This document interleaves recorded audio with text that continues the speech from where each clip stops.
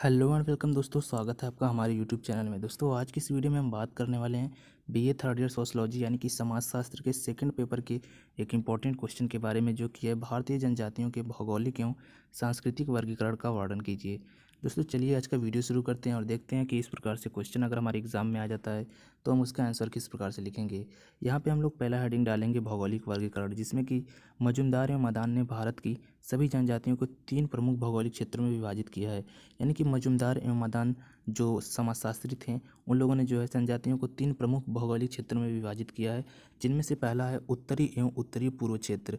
दोस्तों यहाँ पे जो है भारत के नक्शे को अगर हम लोग देखेंगे तो उत्तर में और उत्तर के इलाके में जो पूर्व वाला हिस्सा है उधर की जनसंख्या ज़्यादा रहती है, दक्षिण में उतने लोग नहीं रहते हैं। लेकिन जो हमारा भारत का नक्शा है वो जो है उत्तर में और उत्तर से लेकर पूर्व की तरफ फैला हुआ है, तो इसलिए इनको जो है एक रूप में ले लिया गया है। तो यहाँ पे उत्तरी एवं उत्तरी पूर्वी क्षेत्र में देखते हैं तो यहाँ पे कहा जा रहा है कि यह क्षेत्र पश्चिम में लेह और शिमला से लेकर समस्त उत्तरी सीमा प्रदेशों से नीचे होता हुआ पूर्व में लुसाई पर्वतों तक फैला है।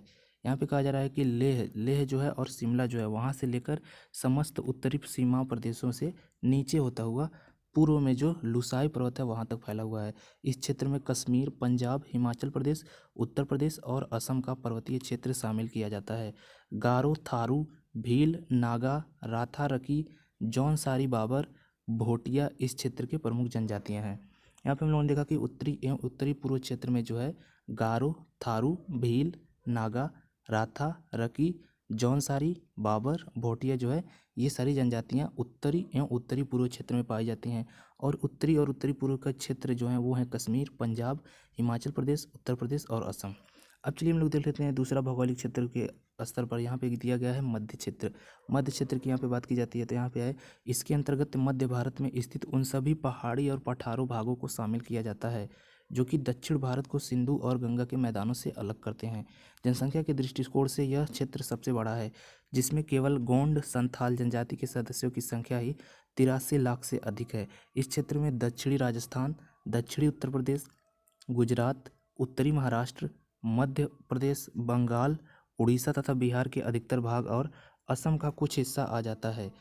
उर्राम हो, संथाल, गोंड, खरिया, बैगा, चैची, मुंडा, भील, कमार इन क्षेत्र की प्रमुख जनजातियां हैं। यहाँ पे मध्य क्षेत्र की जब बात की जा रही है तो यहाँ पे मध्य क्षेत्र में जो क्षेत्र लिया जाता है वो क्षेत्र है दक्षिणी राजस्थान, दक्षिणी उत्तर प्रदेश, गुजरात, उत्तरी महाराष्ट्र, मध्य प्रदेश, बंगाल, उड़ीसा तथा बिहार। ये सारे क्षेत्र जो हैं इनको लिया जाता है मध्य क्षेत्र में। और इन क्षेत्रों में रहने वाली जो जनजातियां हैं वो हैं उराल हो, संथाल, गोंड, खरिया, बैगा, चेचू, मुंडा, भील, कमार। ये सारी जनजातियाँ जो हैं मध्य क्षेत्र में पाई जाती हैं। अब चलिए हम लोग देख लेते हैं दक्षिणी क्षेत्र क्या है और दक्षिणी क्षेत्र में कौन कौन सी जनजातियाँ पाई जाती हैं। तो दक्षिणी क्षेत्र की बात करें तो यहाँ दिया गया है कि यह क्षेत्र भारत के सुदूरवर्ती दक्षिणी पश्चिमी भागों की पहाड़ियों और पूर्वी तथा पश्चिमी घाटों तक फैला हुआ है। इसमें हैदराबाद, मैसूर, चेन्नई, केरल तथा फुर्ग प्रदेश आ जाते हैं। टोंडा, कोटा, बड़गा, कादर, पन्यान कुसुम्ब, उराली आदि इस क्षेत्र की प्रमुख जनजातियां हैं। यहाँ पे जो है कहा जा रहा है कि जो दक्षिणी क्षेत्र है वो उनमें जो क्षेत्र आते हैं उनका नाम है हैदराबाद, मैसूर, चेन्नई, केरल, फुर्ग प्रदेश आ जाते हैं। ये इन सारे प्रदेशों में जो है किस प्रकार की जनजातियाँ पाई जाती हैं?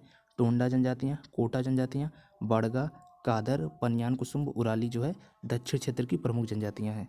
यहाँ पे हम लोगों ने देख लिया भौगोलिक स्तर पर जो भी जनजातियाँ थी उनका वर्गीकरण। अब चलिए देखते हैं हम लोग सांस्कृतिक स्तर पर क्या वर्गीकरण है। बेरियर एल्विन ने जनजातियों का सांस्कृतिक स्तर पर वर्गीकरण किया है। यहाँ पे हम लोगों ने भौगोलिक स्तर पर देखा कि मजूमदार एवं मदान ने वर्गीकरण किया है, वहीं पे जो है सांस्कृतिक स्तर पर बेरियर एल्विन ने जो है वर्णन किया है। यहाँ पे पहला देखते हैं हम लोग प्रथम श्रेणी में वे जनजातियाँ हैं जो बिल्कुल आदिम स्थिति में हैं और ये पहाड़ों, जंगलों तथा निर्जन स्थानों पर रहती हैं। इनका जीवन पूर्णतः सामूहिक और साम्यवादी है। ये जंगलों को जलाकर खेती करते हैं या शिकार के द्वारा अपना पेट भरते हैं। ये सभ्य मनुष्यों को देखकर ही डर कर भाग जाती हैं। भाड़िया, जुआंग और बांदो इस प्रकार की जनजातियां हैं। यहाँ पे कहा जा रहा है कि भाड़िया, जुआंग और बांदो ये जो जनजातियां हैं ये एकदम पूरी आदिम स्थिति में, यानी कि ये जो है आदिमानव की तरह ही रहती हैं। पहाड़ों और जंगलों में इनका निवास होता है और ये पूर्णतः सामूहिक और साम्यवादी, यानी कि ये समूह में रहती हैं और जंगलों को जलाकर खेती करते हैं, शिकार करते हैं और उससे जो है अपना पेट भरते हैं। और ये जो है मनुष्यों को देखकर डर के भाग जाते हैं, यानी कि मनुष्यों के पास ये नहीं जाते हैं। जो नॉर्मल साधारण आदमी होते हैं उनके पास ये नहीं जाते हैं। ये जनजातियाँ जो है निर्जन स्थानों पर रहती हैं। तो ये प्रथम श्रेणी की जनजातियों में इनको वर्गीकृत किया है बेरियर एल्विन ने। अब चलिए देखते हैं दूसरी श्रेणी क्या है। दूसरी श्रेणी की जनजातियाँ यद्यपि अपनी परंपराओं और विश्वासों को बनाए हुए हैं, लेकिन वे सभ्य समाजों के प्रति इतनी सशंकिन नहीं रहती हैं। इनमें व्यक्तिगत संपत्ति की भावना पाई जाती है। इनमें बाह्य प्रभाव से परिवर्तन की प्रक्रिया भी आरंभ हो चुकी है। यहाँ पे कहा जा रहा है कि जो दूसरी श्रेणी की जनजातियाँ हैं वो जो है अपनी परंपरा और अपने विश्वासों को मानती हैं, लेकिन ये जो है सभ्य समाजों को लेकर इतना सशंकित नहीं रहती हैं, इतना इनसे डरती नहीं है या इतना इनको लेकर सोचती नहीं है। और इनमें जो है व्यक्तिगत संपत्ति की भावना पाई जाती है। और इनमें जो है बाह्य प्रभाव से परिवर्तन की प्रक्रिया भी आरंभ हो चुकी है। यानी कि ये जनजातियाँ जो है सभ्य समाज के प्रभाव से जो है बदल रही हैं और इनमें जो है परिवर्तन जो है प्रारंभ हो चुका है, यद्यपि ये अपनी परंपराओं और विश्वासों को जो है बनाए हुए रखी हैं। जबकि वही प्रथम श्रेणी की जनजातियों में हम लोग देख रहे हैं कि वो जो है सभ्य समाज के लोगों को देखकर भाग जाती हैं और जंगलों में रहती हैं और समूहों में रहती हैं और अपना जो है शिकार के द्वारा अपना पेट पालन करती हैं। तीसरी श्रेणी में जो कहा जा रहा है कि तीसरी श्रेणी में वे जनजातियाँ आती हैं कि जो कि जीवन यापन करने के लिए कृषि कार्य करते हैं अथवा नगरों और आसपास की बस्तियों में रोजगार के लिए जाते हैं। इनकी जनसंख्या सबसे अधिक है। आधुनिक संस्कृतियों के निकट संपर्क में रहने के कारण इनके विश्वासों, धर्म, प्रथाओं और परंपराओं में तेजी से परिवर्तन हो रहे हैं। यहाँ पे कहा जा रहा है कि तीसरी श्रेणी की जो जनजातियाँ हैं वो अपना जीवन यापन करने के लिए कृषि कार्य करते हैं और नगर यानी कि जो शहर होते हैं उनके आसपास बस्तियों में रहती हैं और वहाँ पे रोजगार की तलाश करती हैं और इनकी जनसंख्या जो है वो सबसे अधिक है। और आधुनिक संस्कृतियों के निकट में रहने के कारण जो है इनकी धर्म और विश्वासों में जो है प्रथाओं में जो है परिवर्तन हो रहा है। यानी कि ये जो पहले की प्रथाएं जो इनसे नहीं हो जा रही हैं, पहले प्रथाएं जो है कई प्रकार की होती हैं जिनमें कि कई जो है प्रॉब्लम भी देती हैं, यानी कि लोगों को परेशानी भी देती हैं और कई जो है उनसे आसानी से उन प्रथाओं का वो पालन कर पाते हैं। तो जो प्रथाएं जो है इनसे पालन नहीं होती हैं वो जो है इनको छोड़ रहे हैं और इनमें परिवर्तन जो है तेज़ी से हो रहा है और ये सभ्य समाजों में रहने के कारण सभ्य समाज की तरह ही सोचते हैं। तो ये थी तीसरी प्रकार की जनजातियाँ।